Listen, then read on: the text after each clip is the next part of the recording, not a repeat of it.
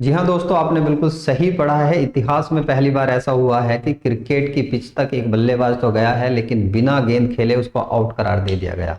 आखिर ऐसा हुआ क्या है? दरअसल मैच चल रहा था 6 नवंबर को, बांग्लादेश और श्रीलंका का। उसमें श्रीलंका के एक महान बल्लेबाज माने जाते हैं, ऑलराउंडर के रूप में जाने जाते हैं, एंजेलो मैथ्यू। एंजेलो मैथ्यू देखिए अपना हेलमेट लाने में थोड़ी सी देरी करते हैं, जिसकी वजह से उनको टाइम आउट का जो प्रोसेस होता है वो उनके साथ निभाया गया और उनको आउट दे दिया गया। इसमें देखिए साकिब उल हसन जो बांग्लादेश के कैप्टन हैं, उन्होंने अपील की थी कि एंजेलो मैथ्यू जो है समय पर जो पिच है उस पर नहीं पहुंच पाए थे, जिसकी वजह से इनको आउट करार दे दिया गया। टाइम आउट की प्रक्रिया क्या होती है उसको भी अभी हम समझेंगे कि क्रिकेट के अंदर टाइम आउट की प्रक्रिया होती क्या है और ऐसा हुआ क्यों है। क्योंकि देखिए ये बल्लेबाज बहुत अच्छे बल्लेबाज माने जाते हैं, लेकिन समय पर नहीं पहुंच पाए। इन्होंने रीजन दिया था कि मेरा जो हेलमेट है वो सही नहीं था, जिसकी वजह से मुझे अपने हेलमेट का सही चुनाव करने में थोड़ी सी देरी हुई और उसकी वजह से मैं जो पिच है उस पर देरी से पहुंच पाया।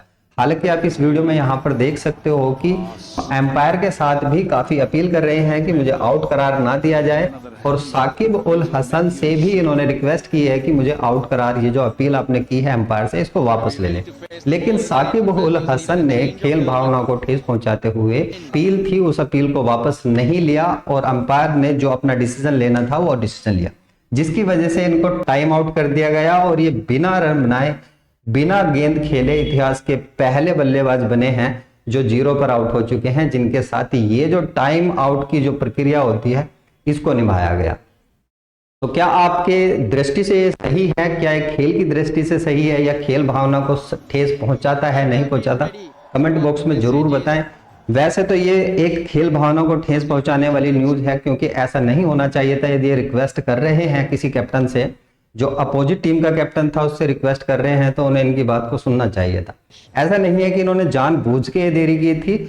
हेलमेट सही से चूज करने की वजह से ही ये टाइम पर नहीं पहुंच पाए थे। तो इस भावना को समझना चाहिए था, जो कैप्टन साकिब उल हसन थे उन्हें इस चीज को समझना चाहिए था कि देखिए ये इन्होंने कोई जानबूझ के नहीं किया है, ये केवल एक एक्सीडेंट था जिसकी वजह से ये टाइम पर नहीं पहुंच पाए। तो उन्हें ये अपील वापस लेनी चाहिए थी, खेल भावना को इस तरह ठेस नहीं पहुंचाना चाहिए था। देखिए यहाँ पर आप देख सकते हो कि अपील कर रहे हैं, साकिब उल हसन को भी कह रहे हैं कि मुझे इस तरह से आउट ना दिया जाए और ये जो आपने अपील की है इस अपील को वापस ले लिया जाए।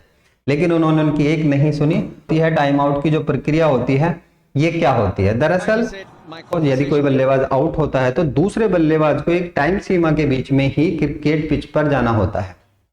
वो टाइम पीरियड जो होता था वो 3 मिनट का होता था, लेकिन इस वर्ल्ड कप में जो 2023 का वर्ल्ड कप हो रहा है, इस वर्ल्ड कप में इसको घटाकर 2 मिनट का कर दिया गया, जिसकी वजह से जो बांग्लादेश की टीम थी उन्होंने अपील की अंपायर को और अंपायर ने इनको टाइम आउट दे दिया।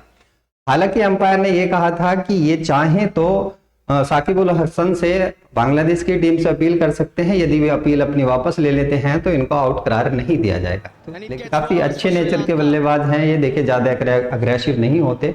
भारत में खेलने आते हैं, T20 जो होता है, जो IPL जो होता है उसमें खेलने आते हैं और बहुत अच्छे बल्लेबाज माने जाते हैं।